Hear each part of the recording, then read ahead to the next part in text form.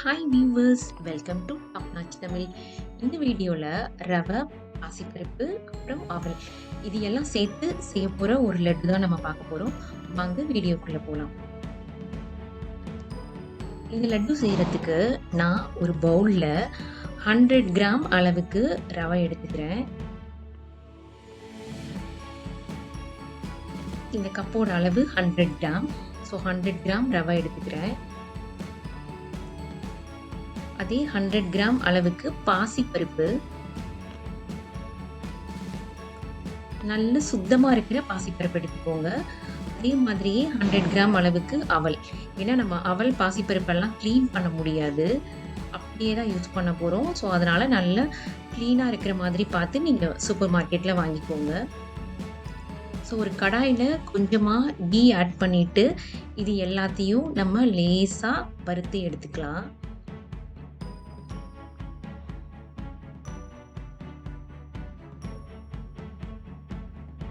Medium ஃப்ளேமில் வச்சு இதை வறுத்துக்கோங்க, இல்லைனா கருகி போயிடும்.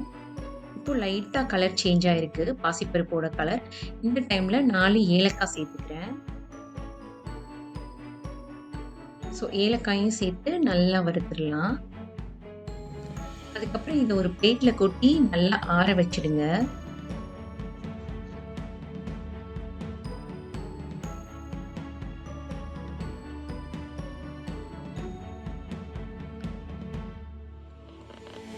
இது நல்லா ஆறினதுக்கு அப்புறம் மிக்சியில் இந்த மாதிரி பவுட்ரு பண்ணி எடுத்துக்கோங்க. நான் எடுத்த அதே கப்லேயே அதே அளவுக்கு சுகரையும் நான் பவுட்ரு பண்ணி எடுத்துருக்கேன். இதை விட கம்மியாகவும் சுகர் நீங்கள் சேர்த்துக்கலாம், இது கொஞ்சம் அதிகம்தான். ஸோ எங்கள் வீட்டில் சுகர் கொஞ்சம் அதிகமாக இருந்தால் தான் பிடிக்கும், அதனால நான் இந்த மாதிரி சேர்த்துருக்கேன். நீங்கள் 1 கப் அளவு ரவை, பாசிப்பருப்பு, அவல் எடுக்கும்போது 3/4 கப் அளவு சுகர் எடுத்தீங்கன்னாலே உங்களுக்கு கரெக்டாக தான் இருக்கும். சுகரை அப்படியே சேர்த்தாம அதையும் மிக்சியில் பவுட்ரு பண்ணி சேர்த்துக்கோங்க. இப்போ கடாயில் நம்ம எடுத்த கப்லேயே ஒரு 1/4 கப் அளவுக்கு கீ சேர்த்துட்டு அதில் முந்திரி பருப்பை இந்த மாதிரி சின்ன சின்னதாக கட் பண்ணி சேர்த்துக்கலாம்.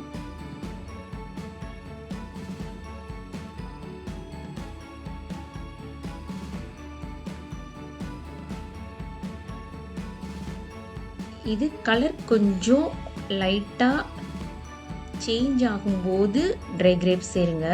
ஃபஸ்ட்டே நம்ம ட்ரை கிரேப்ஸ் சேர்த்துக்கூடாது. ஸோ இப்போ தான் லைட்டாக சேஞ்ச் ஆகிருக்கு.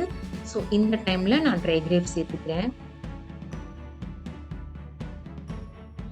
சேர்த்து நல்லா கலந்து விட்டுருங்க.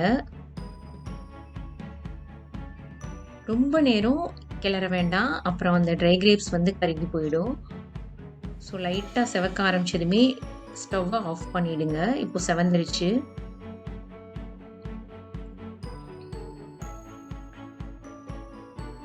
நான் ஆஃப் பண்ணிட்டேன்.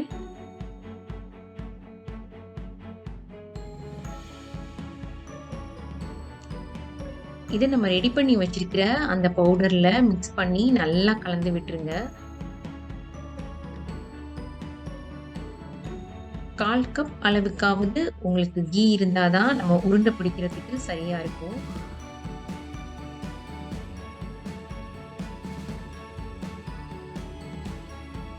இது சூடாக இருக்கும்போதே கையை வச்சு நல்லா மிக்ஸ் பண்ணிவிட்டு இந்த மாதிரி உருண்டை பிடிச்சி எடுத்துக்கோங்க. ஆறிடுச்சுன்னா நமக்கு பிடிக்க வராது.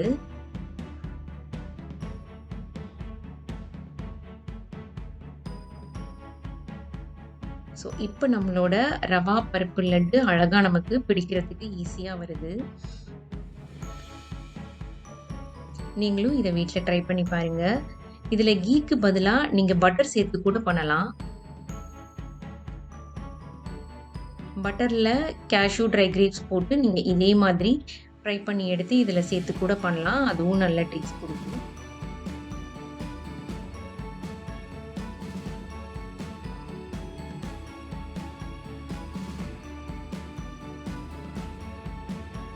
நம்மளோட ரவா அவல் பருப்பு லட்டு அழகாக ரெடி ஆகிடுச்சு. நீங்களும் இதை ட்ரை பண்ணி பாருங்கள்.